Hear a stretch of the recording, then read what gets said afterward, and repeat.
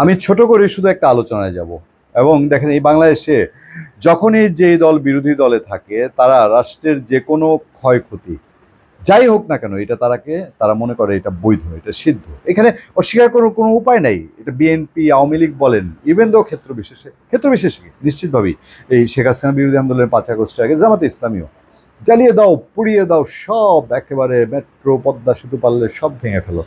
এই রীতিটা আগেও ছিল। বিএনপি যখন বিরোধী দলে তারা ওই পথ বেছে নিয়েছে, আওয়ামী লীগ যখন বিরোধী দলে তারা ওই পথ বেছে নিয়েছে। আপনি চুল পরিমাণ পার্থক্য করতে পারবেন না। আমরা হেডলাইনে লগি বৈঠা বলছি, লগি বৈঠার সেই দুঃসহ দিনটা আমাদের মনে আছে। বাংলাদেশের একজন সাধারণ মানুষের আজকে যখন আমরা কথা বলবো লগি বৈঠা যে এই সিনারিও আমরা চাই না, তখন হয়তো একটা অংশ তারা রাজনীতি নিষিদ্ধ থাকুক আর যাই হোক, তাদের যে বিশাল একটা জনগোষ্ঠী সমর্থক আছে তাদের মন খারাপ হতে পারে। কিন্তু একইভাবে বিএনপি যদি এবারের মেট্রো রেল পোড়ানোকে হালাল মনে করে, বিএনপির সিরাজগঞ্জের যেই নেতা সেখানকার একটা থানা পুড়িয়ে, এনায়েতপুর থানা পুড়িয়ে 13-14 জন পুলিশকে মেরে ফেলাটাকে হালাল মনে করে বিএনপির ওই নেতা এবং তার বিরুদ্ধে সেরকম কোনো ব্যবস্থা নাই, তাহলে দোষ তো সবারই সমান। সেই 2006-এর 28 অক্টোবর আজকের যারা নতুন প্রজন্ম তারা জানেন না, অথবা এবার যারা জুলাই অভ্যুত্থানের যোদ্ধা বলে দাবি করে তারাও জানে না। সেই দিন আওয়ামী লীগ ভার্সেস বিএনপি, জাতি দুই ভাগে বিভক্ত, বিএনপির সঙ্গে জামাতে ইসলামী সেদিন একটা পলিটিক্যাল মাইনকাচিপায় পড়েছিল। প্রোগ্রামটা ছিল জামাতে, চ্যালেঞ্জ করে বসেছিল আওয়ামী লীগ এবং তাদের ডিক্লেয়ার দেয়া যে সব লগি বৈঠা নিয়ে আসেন। সেই লগি বৈঠা সংঘর্ষে জামাতে ইসলামের চারজন মানুষ সেদিন শেষ হয়েছিল এবং এই ক্ষত জামাত এখনো ভুলতে পারে নাই। জামাত তখন মনে করে যে বিএনপি তখন তাকে সাপোর্ট করে নাই, মানে শক্তি দিয়ে সাপোর্ট করে নাই। এটা ইন্টারনাল পলিটিক্সের মারফেস। কিন্তু ওই দিনটা বাংলাদেশের তখনকার রাজনীতির একটু মেরু ঘুরিয়ে দিয়ে অনেকটা আওয়ামী লীগের ফেভারে নিয়ে এসেছিল। ওই যে মেট্রো রেল না পোড়ালে আন্দোলন চাঙ্গা হতো না, এনায়েতপুরে 14 জন পুলিশকে পুড়িয়ে না মারলে আপনার আন্দোলন চাঙ্গা হতো না, ওই জায়গা থেকে 28 ফেব্রুয়ারি এটা হয়েছিল। এখন আবার কি কোনো একটা অংশ, যেই হোক, আমি বিএনপি, জামাত ইসলামী, আওয়ামী লীগ কারো দিকে তাকিয়ে বলছি না, যে কেউ যদি এরকম চায়, আপনি আমি আমার সন্তানের জন্য আমরা কি ভাববো? আমরা শুধু এটুকুই বলবো যারা আমরা পলিটিক্স করি না কিন্তু পলিটিক্সের দিকে চোখ রাখি, আজকে যখন আমার উপরে আসার একটা সম্ভাবনা হবে, আশঙ্কা হবে, তখন আমি আমার সন্তানকে বলবো আমার যাই হোক, আমি আজকে খাইতে পারি আর না পারি, খাওয়াতে না পারি, আমার সন্তান যেন বাইরে না যায়।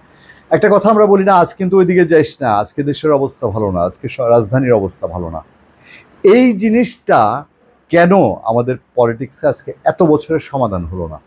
আবারও কি লগি বৈঠাটাকে আমি রূপক অর্থে বলছি যে যেই দলটা নিষিদ্ধ হয়েছে তাদেরকে এমনভাবে কোণঠাসা করে, এমনভাবে তাদের পিঠ দেয়ালে ঠেকিয়ে দেওয়া হয়েছে যার অসংখ্য সমর্থক বাংলাদেশে আছে।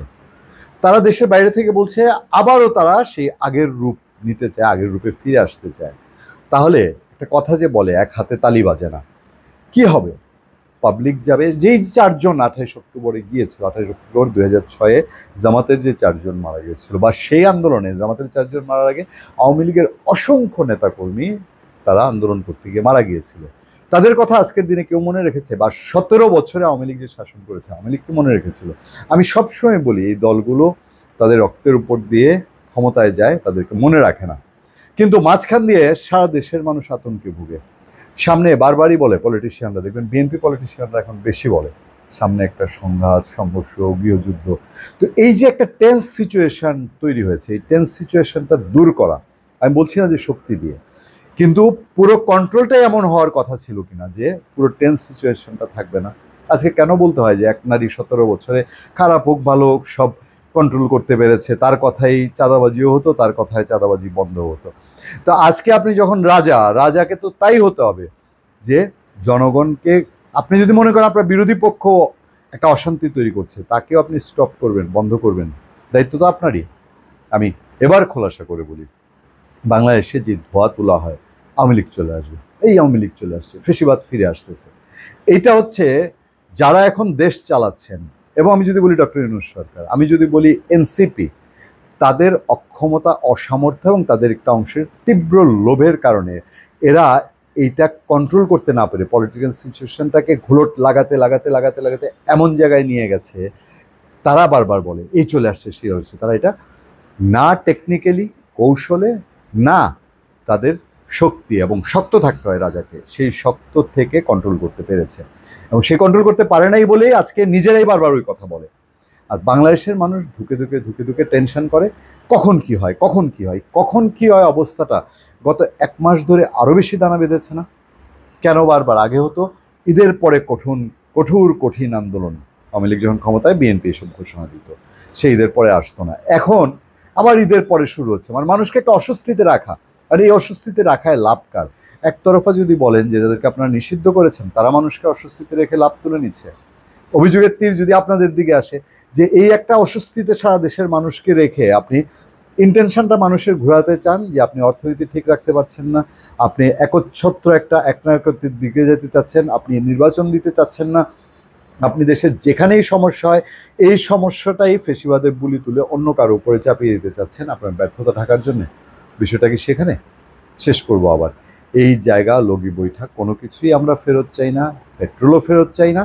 সেই স্বস্তি এনে দেওয়ার দায়িত্ব যদি সত্যিকার নোবেল বিজয়ী একটা মানুষ, যিনি যাকে মনে করে সবাই বাংলাদেশের মানুষ জানে পৃথিবী স্বীকৃত, সেই যেই বিষয়ে শান্তিতে, সেই শান্তির মা বাপকে জীবিত করে দেন, আর কিছু চাই না।